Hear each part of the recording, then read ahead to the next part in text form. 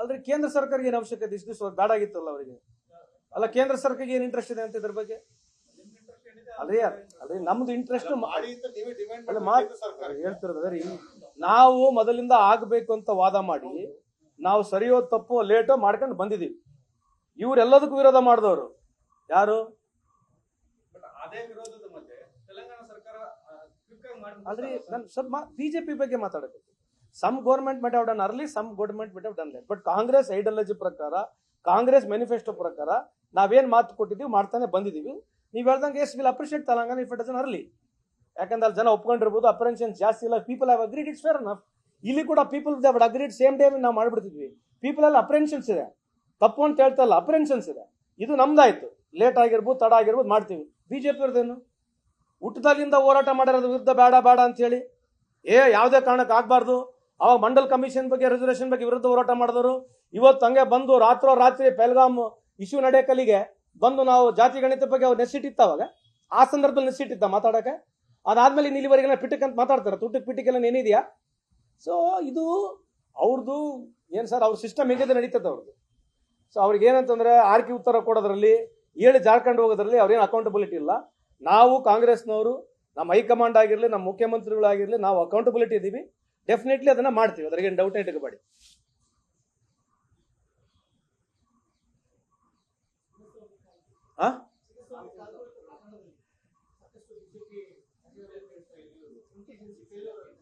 ಅಲ್ಲ ಅದಕ್ಕೆ government react ಮಾಡಿದೆ, ಸೀರಿಯಸ್ ಆಗಿ ತಗೊಂಡಿದೆ. ಏನೇನು ಆಗಿದೆ ಅದಾದ್ಮೇಲಿಂದ ನಿಮಗೆಲ್ಲ ನಮ್ಕಿಂತ ಜಾಸ್ತಿ ನಿಮಗೆ ಮಾಹಿತಿ ಇದೆ. ಸೊ ನಾವು ಅದನ್ನ ಸಮರ್ಥನೆ ಮಾಡ್ಕಂತಿಲ್ಲ. ಸನ್ಮಾನ್ಯ ಮುಖ್ಯಮಂತ್ರಿ ಆಗಿರಲಿ, ಸರ್ಕಾರ ಆಗಿರಲಿ ಸಮರ್ಥನೆ ಮಾಡ್ಕಂತಿಲ್ಲ. ಎಸ್ ಕೋಆರ್ಡಿನೇಷನ್ ಲ್ಯಾಕನ್ನು ಇತ್ತು, ಫೇಲಿಯರ್ ಆಗಿದೆ ಅಂತ ಹೇಳಿ ಎಲ್ಲ ಹೇಳಿದೀವಿ, ಒಪ್ಕೊಂಡಿದೀವಿ. ಇದು ಒಂದ್ ಹಂತಕ್ಕಾಯ್ತು. ಈಗ ಅವ್ರ ವಿಚಾರಗಳು ನಾವು ಮಾತಾಡಕ್ಕೆ ಈಗ ಸದ್ಯಕ್ಕೆ ಬೇಡ, ಯಾಕಂದ್ರೆ ಮತ್ತೆ ರಾಜಕೀಯವಾಗಿ ನಾವು ಪ್ರಶ್ನೆ ಕೇಳದಂಗೆ ಆಗುತ್ತೆ. I don't want to discuss about it. ಅಲ್ಲ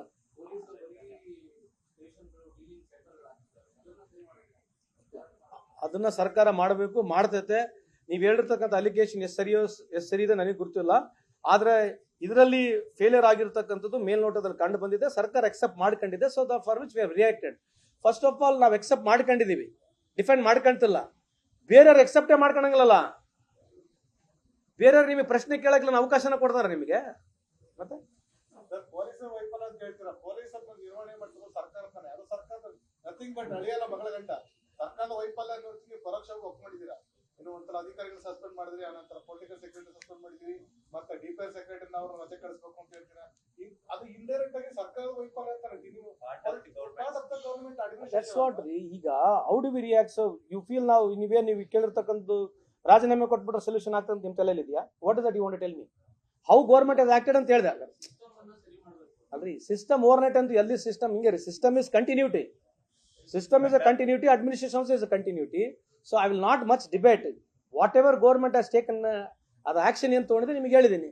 ಇದರ ಮೇಲೆ ಅಲ್ಲ, government has taken a responsible ಏನೋ ಅಲ್ರಿ, ರೆಸ್ಪಾನ್ಸಿಬಲ್ ಆಗಿ ಅಲ್ಲ ಅಲ್ರಿ.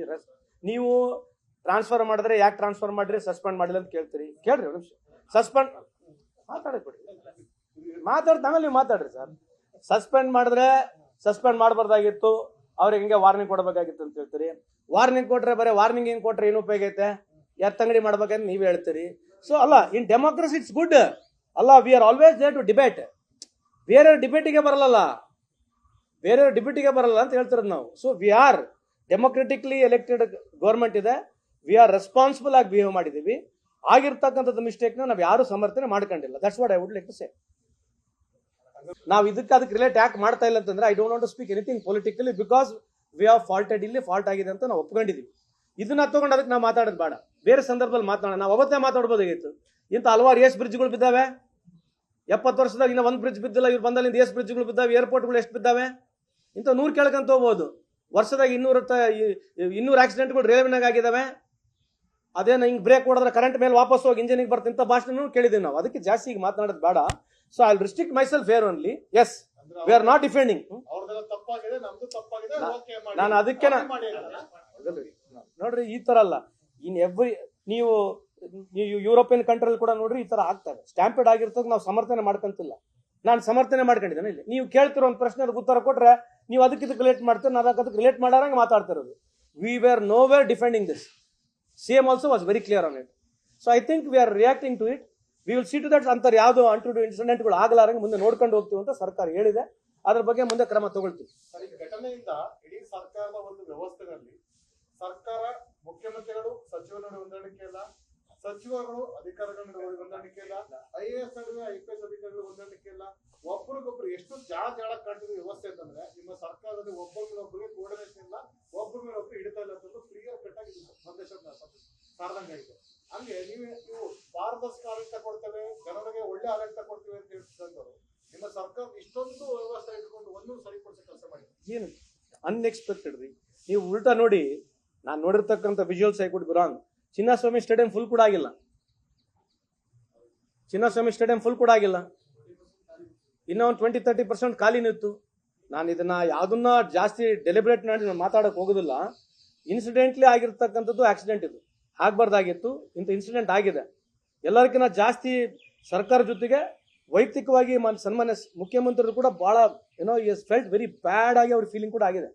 ನಾನೇನು ಅದನ್ನ ಎಕ್ಸ್ಟ್ರಾ ಅವ್ರಿಗೆ ಪಾಯಿಂಟ್ಸ್ ಕೊಡ್ಲಿಕ್ಕೆ ಮಾತನಾಡ್ತಿಲ್ಲ. ಈ also has felt very bad for this. ಯಾಕಂದ್ರೆ ಅವ್ರು ಇರ್ತಕ್ಕಂಥ ಇಂಥ ಆಡಳಿತದಲ್ಲಿ ಆಗಿದೆ ಅಂತ ಕೂಡ ಅವ್ರಿಗೆ ಬಹಳ ನೋವು ಕೂಡ ಇದೆ. ಸೊ ಇದನ್ನ ನಾವೇನು ಊಹೆ ಮಾಡ್ಕೊಂಡಿದ್ವಿ ಅದಕ್ಕಿಂತ ಜಾಸ್ತಿ ಜನ with in span of 5-6 hours ಬಂದ್ಬಿಟ್ಟಿದ್ದಾರೆ. ಸೊ ಒನ್ ಸೈಡ್ ವಿಧಾನಸೌಧ ಅಲ್ಲಿ ಆಗಿರ್ತಕ್ಕಂಥ ಈವೆಂಟ್ಲಿಂದ ಇಲ್ಲಿ ಜನ ಬಂದು ಈಗ ಆಗಿರ್ತಕ್ಕಂಥದಕ್ಕೆ ಸಮರ್ಪಕವಾಗಿ ಏನು ಮಿಸ್ಟೇಕ್ಸ್ ಆಗಿದೆ, government is going to come out. So if you ask me, ಇದಕ್ಕಿಂತ ಬಿಹಾಂಡ್ ನನ್ನ ಹತ್ರ ಏನು ಜಾಸ್ತಿ ಆನ್ಸರ್ಸ್ ಇಲ್ಲ.